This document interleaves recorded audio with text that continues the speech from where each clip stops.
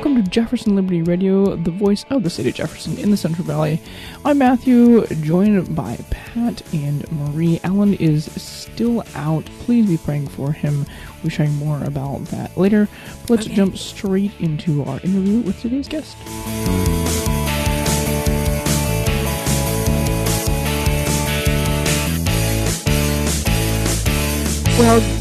Well, good morning, Jefferson Liberty Radio. I think it's morning. It'll be morning when you hear this. This is Pat and Marie. We're sitting in for Marie is sitting in for our regular host, who is not feeling well. We wish Alan a speedy recovery and hope he's able to get back to us, because we sure do miss him. This morning we have Steve Frank, who is he writes for, help me out there, Political News Reviews, yes. And excellent writer, and political views are well worth reading. That's about all I can say. So there. How are you? Welcome, Steve. I'm doing great. It's a wonderful day in California, as every day is. I just wish our government was as good as the weather. Oh, you're not alone. You are not alone. That is for sure. We feel the same way. Well, I'm just going to start off by asking you, Steve, how did you get your start in politics? Could you just give us a quick rundown on that?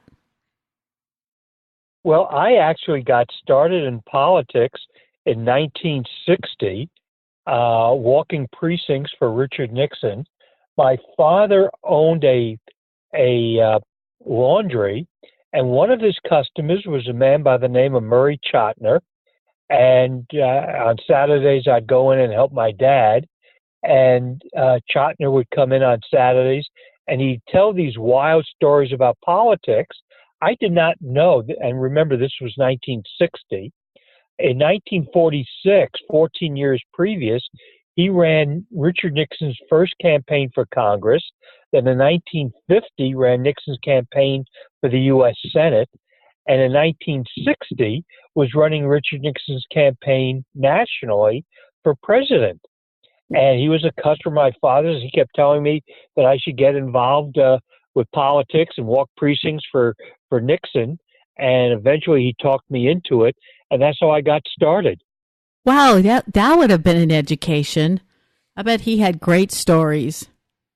Oh, he was my original mentor. He had not great stories, but he was also able to teach me about the art of politics and how things actually operate. And we were friends for many years after that. And then his son, who became a Superior Court judge in Los Angeles County, became a friend of mine as well. And Murray was, when I came back from Vietnam Labor Day weekend of 1968, I called Murray saying I was back in town, and he got me a job with the Nixon for President campaign as state chairman, Youth for Nixon, here in California, to finish out the campaign, because the guy who was the chair of Youth for Nixon was going to start law school. And so for a week, he trained me, and he went off to law school, and that man's name was Dan Lundgren. And so Dan Lundgren, who later became a congressman, so Dan and I became friends through the Nixon campaign. Well, we are in good company then. Thank you for that. That is really cool. I'm impressed. Marie, did you have a question? Yeah, I do. I know you're heavily involved in the Republican Party and the California Tea Party caucus that you have. We keep hearing the scuttlebutt of Kristen Olson, Chad Mays, Arnold Schwarzenegger, even my assemblyman Heath Floro talking about either a third party or getting in and tweaking the Republican Party to become more moderate. What's your take on all that, and how do we stop that or fix it? Well, there was a secret meeting in the Bay Area just before Christmas with Kristen Olson, Arnold Schwarzenegger, Dan Schnur, Chad Mays, Mike Madrid, who was a Republican consultant who actually worked for Antonio Villagrosa. And they, at the meeting, they made a determination that they had two choices: to take over the Republican Party or to start a third party. So they are now backing Chad Mays and some of his friends, one of my opponents for the chairmanship of the California Republican Party, a lady who had been working very hard and on the payroll of those who wanted to make sure the Republican Party does not nominate candidates for office as Republicans, supporters of Prop 14. And she gets paid $12,000 a month to make sure the Republican Party stays neutral, among other things. And so they're trying to do that. And if my opponent wins, her name is Jessica Patterson, then there'll be no more Republican primaries ever. And she's part of the group that has stopped Republican voter registration 6 years ago. And our loss in November was not because of Donald Trump. It was not because of our opposition to illegal aliens.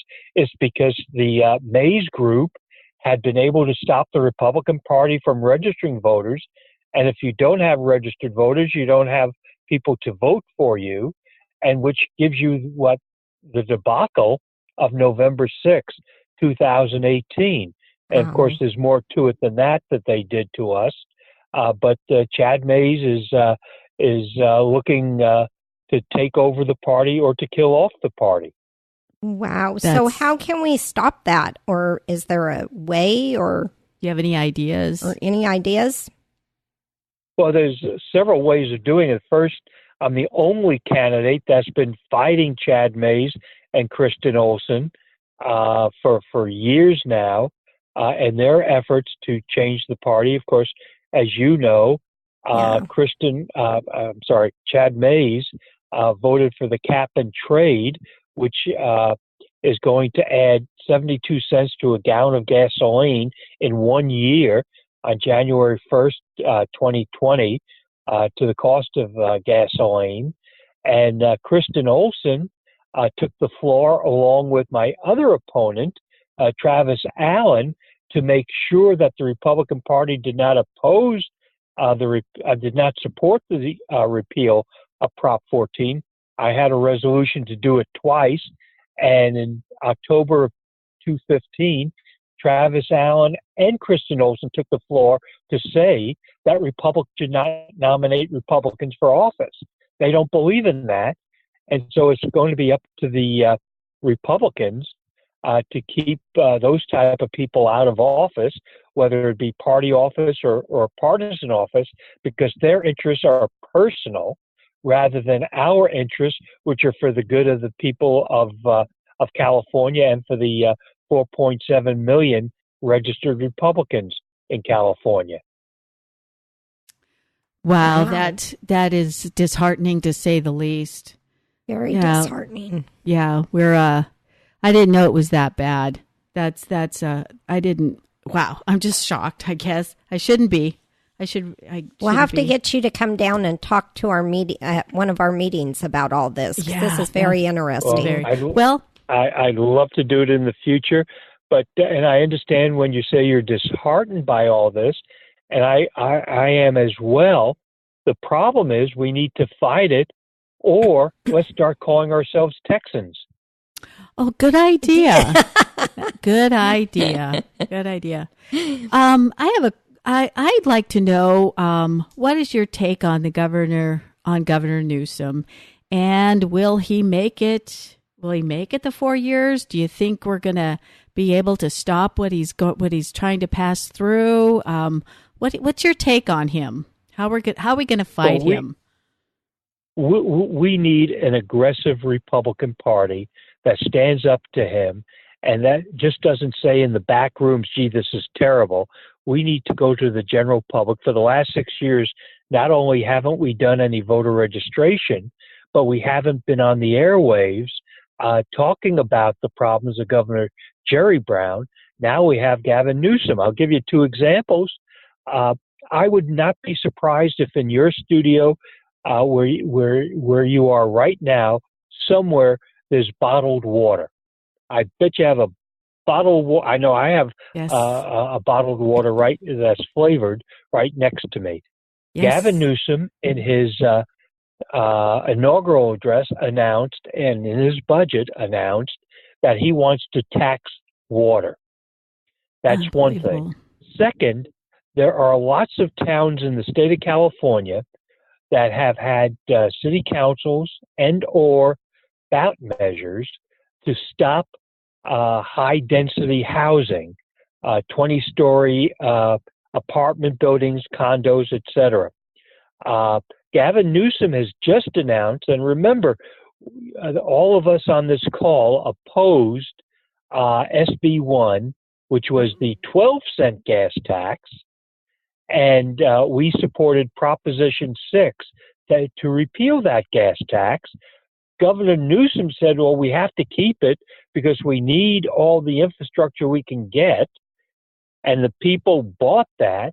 Now he is telling the cities, as he did in his inaugural address, if you don't put up 20-story buildings, if you don't allow slum housing to be created, affordable housing to be created in your town, we're going to stop giving you transportation money for your city or county. In other words, he's using SB 1 not to build infrastructure, but as a bully pulpit to hit the people over the head with more taxes. And if you don't like it, you'll still have those taxes, but you're not going to get the transportation money that goes with it. And our leadership has been silent about that as well. Unbelievable. Yeah. We just don't seem to have any backbone with that. And it's, yeah, we need to stop. We need to start working on that. That's for sure. But anyway, let me make a point. Okay, please. You say no backbone. Before we got in the air, I talked that we had an exclusive. Well, that's on another subject, but here's a little tidbit for you and your audience. Okay.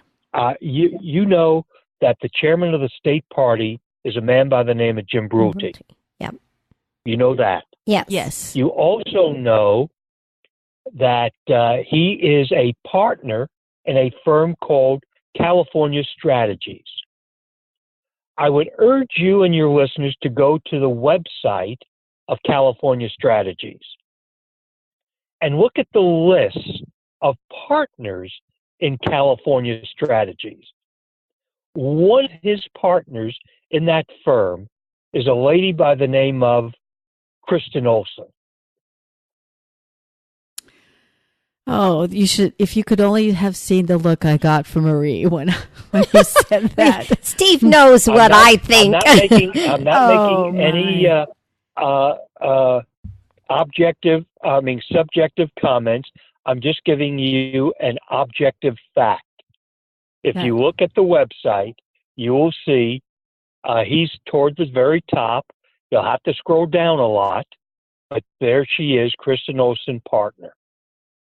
And it doesn't surprise me. I mean, she weaseled her way into our county board, so I still don't understand how she did that. But anyway, hey, onto that exclusive that you're going to give us on.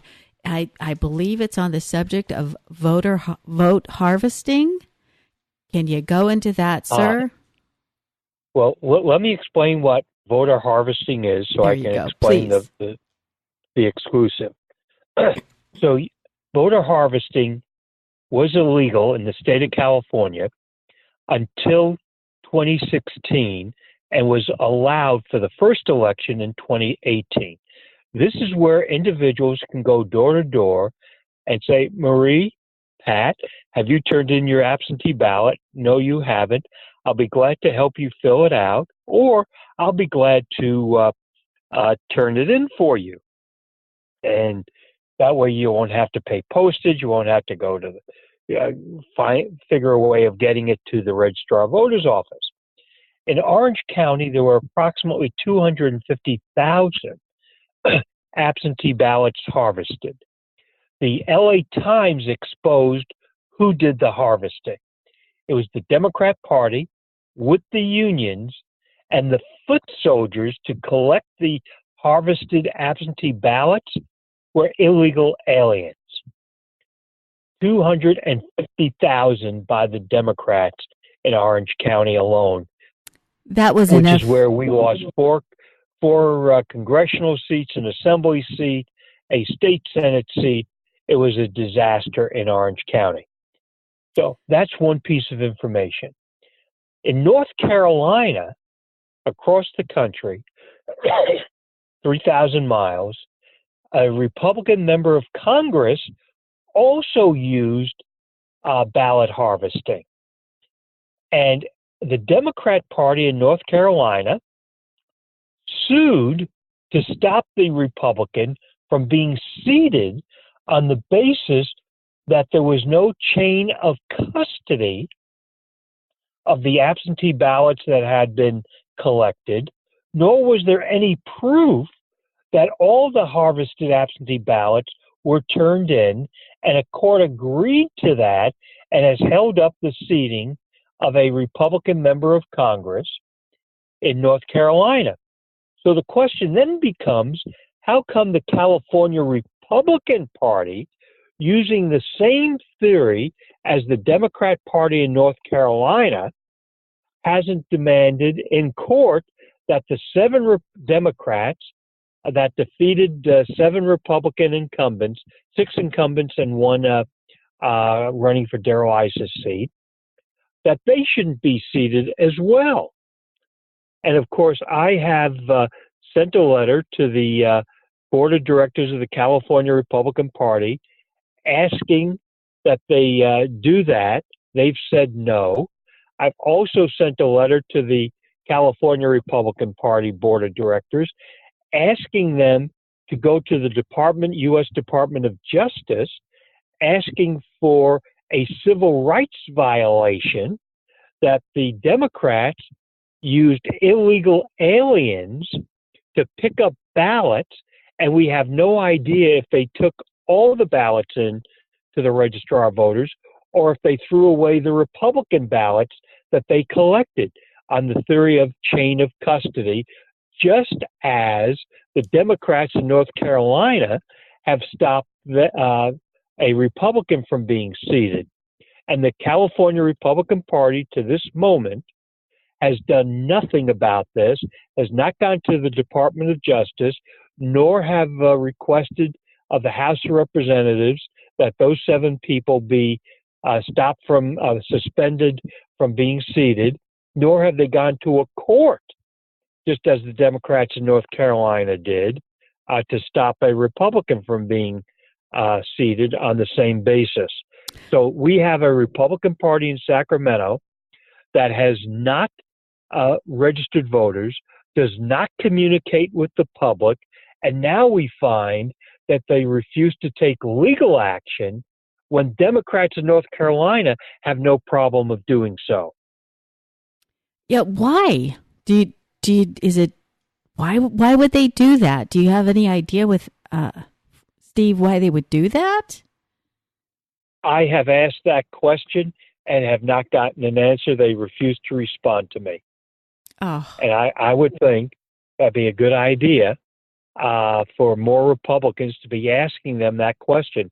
I spoke last evening at Eagle Forum, over 200 people present, excuse me, in Fountain Valley, which is in Orange County, asking that very question. And hopefully those people and maybe some of your listeners will ask the question of the California Republican Party, why are you sitting on the sidelines? Now, I am a big believer in laissez-faire economics. I am not a believer in laissez-faire politics. Yeah, because you need to be involved. Was that what you're saying? Well, we need party leadership that is involved and aggressive. They can't be sitting at board meetings and at conventions looking nice when we have real problems. They need to be acting on our behalf, which is part of the reason that I made the determination to run for chair of the California Republican Party, because quite frankly, the party needs somebody that will stand up, speak out, and take aggressive action, and not just sit and watch the parade go by. Well, you're the one to do that. That you are. I've seen Steve Frank in action at convention, and I've learned a lot watching Steve and working under him. And if you ever get a chance just to go up to a Republican convention, it's very interesting, and it's very hard to sit on the sideline and keep your mouth shut. Well, for some. Yeah, for some. But it's well, I've also, as you know, there's a convention at the end of February where we're going to have an election, but there's also some really wasted meetings, things that, I mean, who really cares at this moment in California what resolutions we pass or don't pass? It really makes no Doesn't difference. Matter. Yeah. Who really cares what type of bylaws we pass or amendments that we pass or don't pass? I mean, who really cares? Nobody does. We could do the business of this convention in an hour, but we have a whole weekend, Friday afternoon, Saturday, and Sunday. And I had suggested to the board of directors, stop this business as usual. You have you're going to have about 1,000 activists there at the convention in person. We should have training sessions. We should have workshops. We should have new committees formed to create legal action, permanent coalitions, voter registration, how to do ballot harvesting. I had 14 different committees that should be formed and should report back Sunday afternoon at the end of the convention. This is what we're going to do. Instead, we're going to have a wine and cheese convention. We're going to applaud ourselves for the defeat of November and say how terrible it is living in California instead of doing something positive. So I sent that to the board of directors. I went to the board meeting immediately after that. And do you know what they said at the end of their meeting about my suggestion? What's that? Nothing. They ignored it as if it didn't even exist. They would rather just talk about how terrible things are and how terrible things are going to be in the future, because I could tell you that even though we lost 7 congressional seats, 5 assembly seats, 3 state senate seats, and a board of equalization seat at this last election, the November 2020 election starts off with us losing 3 assembly seats and 4 state senate seats. It's going to be much worse after the November 2020 election. So how can we fix that? What do we as grassroots activists, we can't endorse candidates, but those that as individuals we can walk, and our group's really good about, we find the politicians, we go walk for them. What else can conservative groups out there do? I would urge people like yourself going to your county central committee and demanding action. Demand that they stop supporting people that have this type of attitude. Was they fair? We don't care attitude. Who wins, who loses. They need to stop complaining and trying to blame Donald Trump or illegal aliens for the fact that they haven't done their job, which is voter registration, which is get out the vote. Thing we haven't covered in this conversation, thanks to Prop 14, pushed by one of my opponents and supported by both opponents.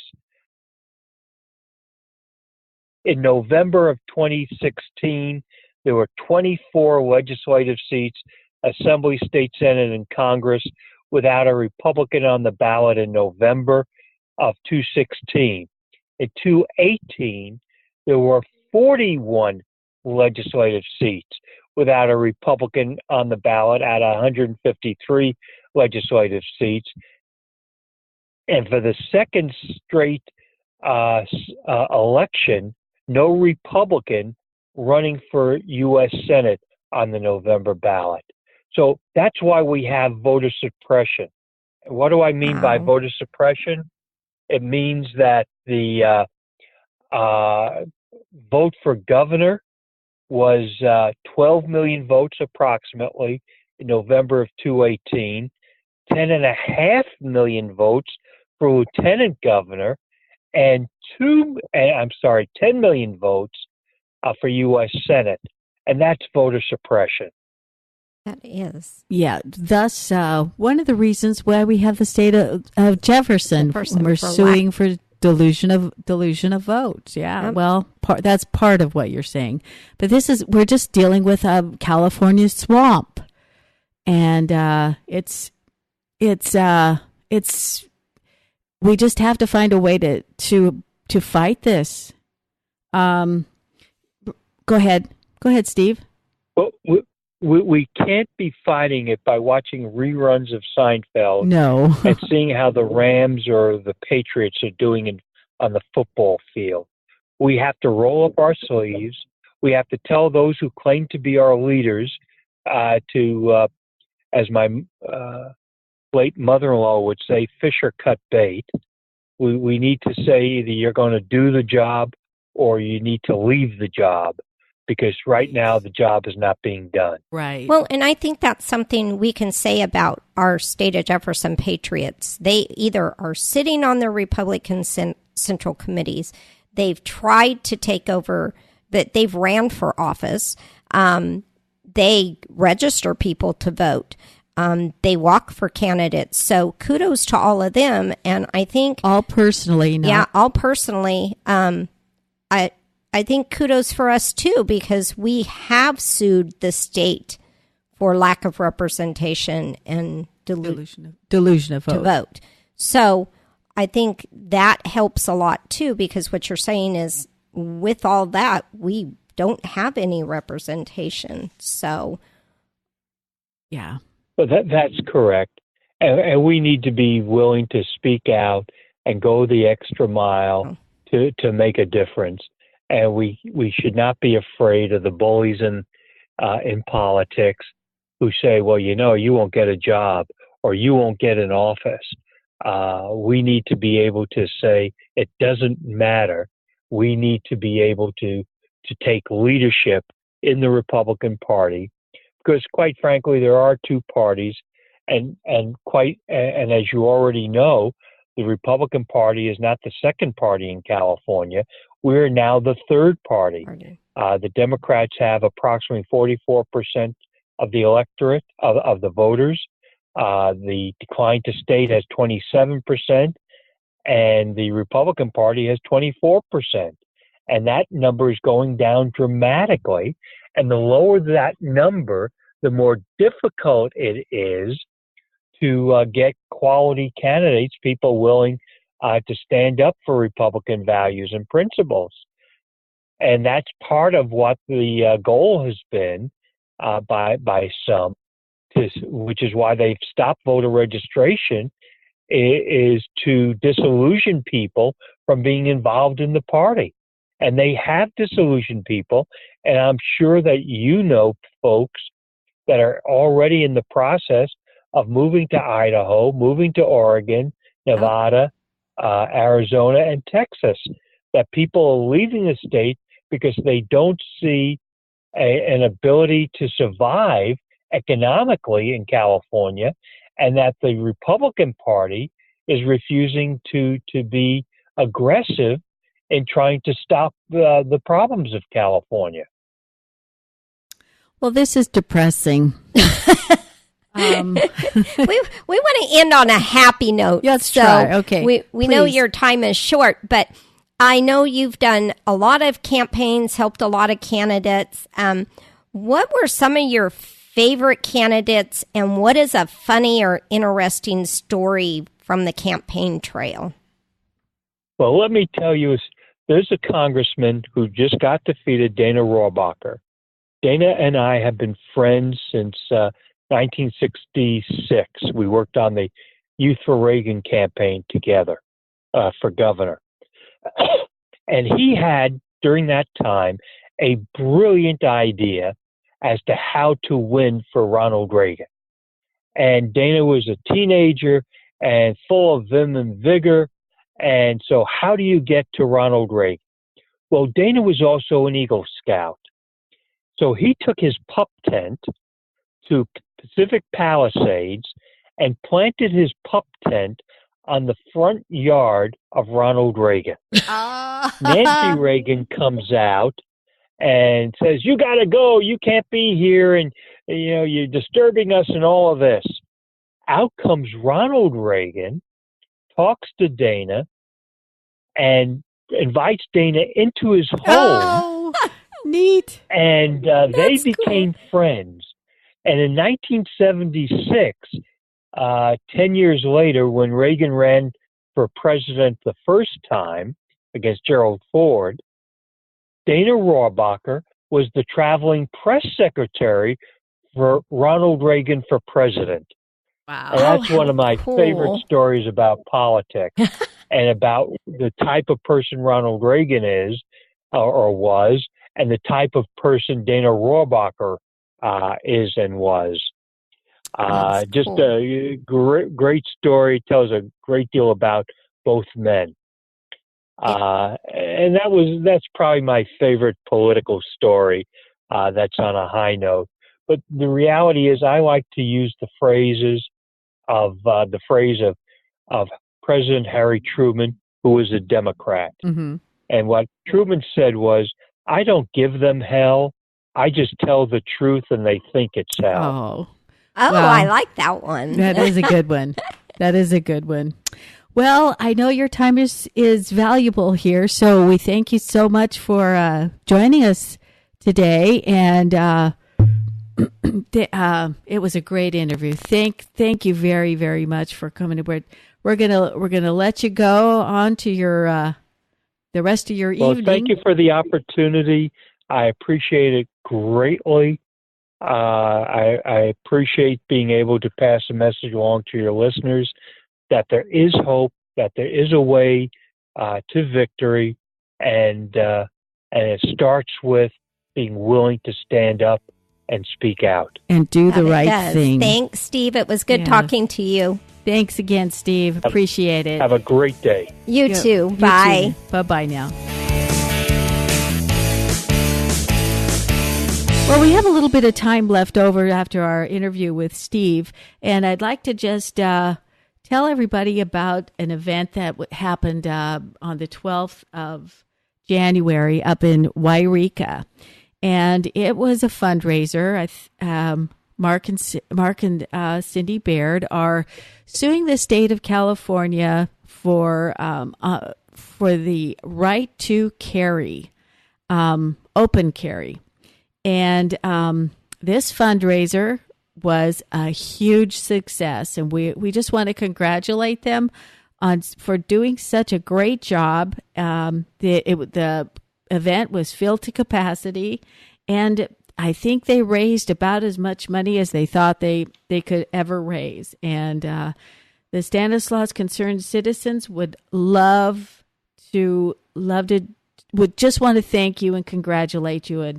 And if you want to know any more about that Second Amendment lawsuit, you can go to the podcast that aired on January 12th, and it was our interview with Mark Baird, and it was very enlightening. And if you want to go to the website and maybe perhaps donate some money, it's to keep and bear, to keep ANDBEAR.com. They would appreciate all the help. They are doing this all on their own, Mark and Cindy Baird, and we just commend them for what they're doing. They are working for our right to carry as well. your right to carry. So with that, I'll end and we'll go on to talk about our upcoming events.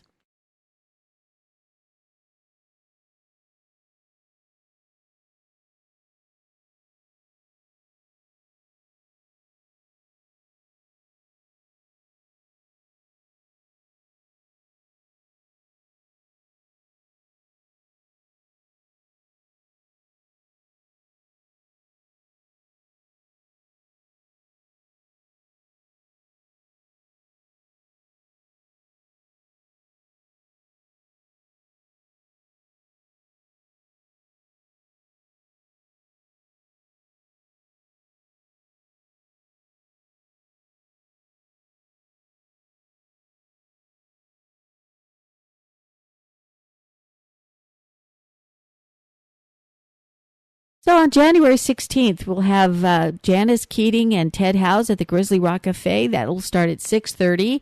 We'll have updates of SOJ at 6 o'clock.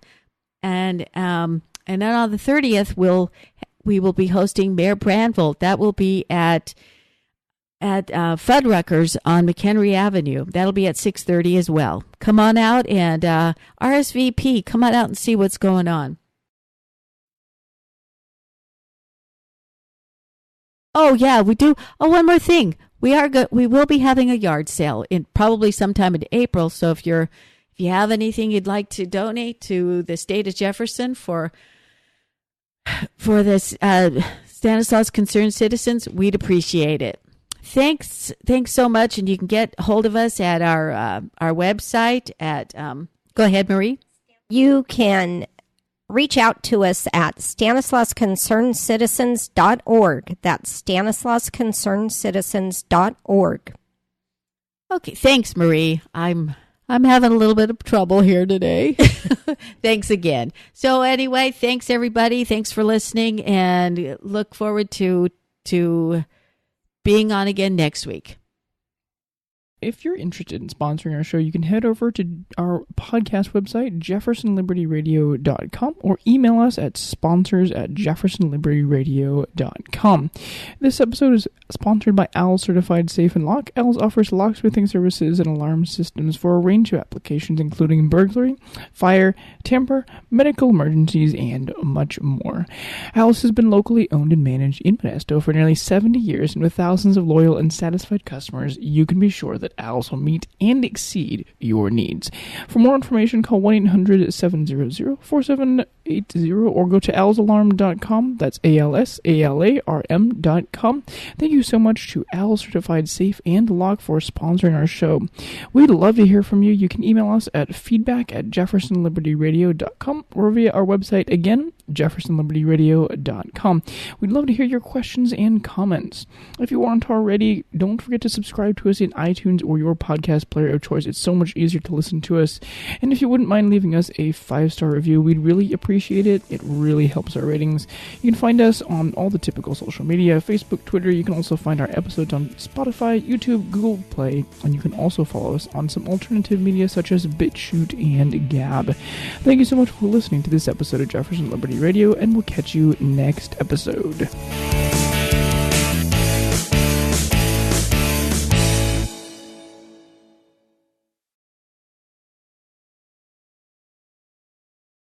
Oh. Oh. Okay, is that better? We're trying to adjust my mic. I don't think it goes low enough. I need a booster chair, they're saying. Yes. I have one of those.